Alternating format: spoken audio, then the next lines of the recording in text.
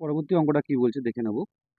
বলছে 34 দাগে বলছে স্রোতের অনুকূলে এবং স্রোতের প্রতিকূলে আপস্ট্রিমে যদি একটা নৌকার বেগ যথাক্রমে 12 কিলোমিটার/ঘন্টা এবং 8 কিলোমিটার/ঘন্টা হয়, স্থির জলে 24 কিলোমিটার যেতে নৌকাটির কত সময় লাগবে? তাহলে স্থির জলে নৌকাটির গতিবেগ আমার বের করতে হবে। তো দেখো, আমরা এখানে স্রোতের বেগ না জানলে এই অঙ্কটা করা যাবে না। তা ধরি আমরা suppose let be the speed of stream is x kilometre per hour. ঠিক, এবার আমরা কি করব, দেখো স্রোতের অনুকূলে মানে স্রোত যেদিকে যাচ্ছে সেদিকে যদি যায় তাহলে কি হবে, নৌকার গতিবেগ নাকি 12 কিলোমিটার/আওয়ার হবে।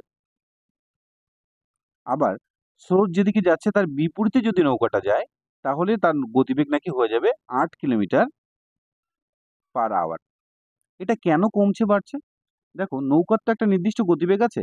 যখন স্রোতের ও অনুকূলে স্রোতের দিকে যাবে না, তখন যা স্রোতের বেগ থাকবে তখন ও কি করবে, ওইটাকে ওর গিফট করবে।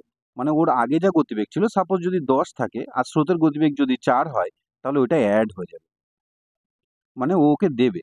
আবার যখন স্রোতের প্রতিকূলে হবে, তখন যদি ওর গতিবেগ 10 থাকে, সাপোজ স্থির জলে নৌকার গতিবেগ যদি 10 থাকে, তাহলে স্রোত কি করবে, ওর গতিবেগ তো কোনো কিছু দেবেই না, বরং ওর যা অরিজিনাল গতিবেগ তার থেকে আবার 4 মানে নিজের গতিবেগ মাইনাস করে নেবে।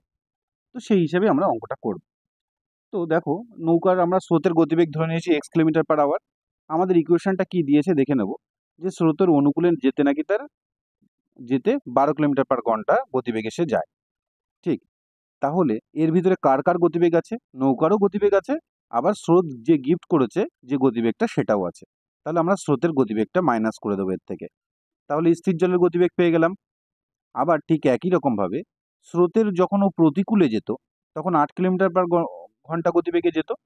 তাহলে কি হলো, এর ভিতরে স্রোতের যে গতিবেগটা ছিল সেটাও মাইনাস করে দিয়েছে, ওর থেকে কমিয়ে নিয়েছে ওর অরিজিনাল গতিবেগ থেকে। তাহলে ওকে আবার দিয়ে দেবো।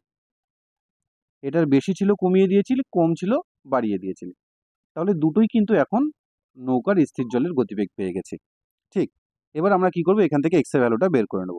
এখানে -x আছে, আর এদিক থেকে -x আসলো, আর এদিকে 8 ছিল, আর ওদিক থেকে 12 আসলে মাইনাস হয়ে যাবে। তাহলে এখানে আমাদের কত হবে, -2x ইকুয়াল টু এদিকে কত, -4। -4 কেন, বড়টার আগে যে চিহ্ন সেটাই হয়। দুপাশ থেকে মাইনাস মাইনাস অমিট করে দিলাম। আর x ইকুয়াল টু তাহলে কত হবে, 2 ডিভাইড হয়ে যাবে। তাহলে 4 দিয়ে 2 ডিভাইড করলে কত হবে, 2, কারণ এই পাশে মাল্টিপল আছে, ও পাশে গেলে ডিভাইড হয়ে যাবে। তাহলে এক্স এর ভ্যালু আমি পেয়ে গেছি।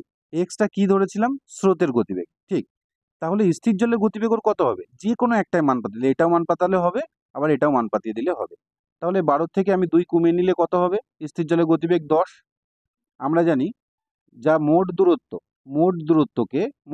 24 কিলোমিটার যেতে হবে, তাকে যদি তার স্থির জলের গতিবেগ দিয়ে ভাগ দিই, তাহলে ওর স্থির জলে 24 কিলোমিটার যেতে কত সময় লাগবে সেটা পেয়ে যাব।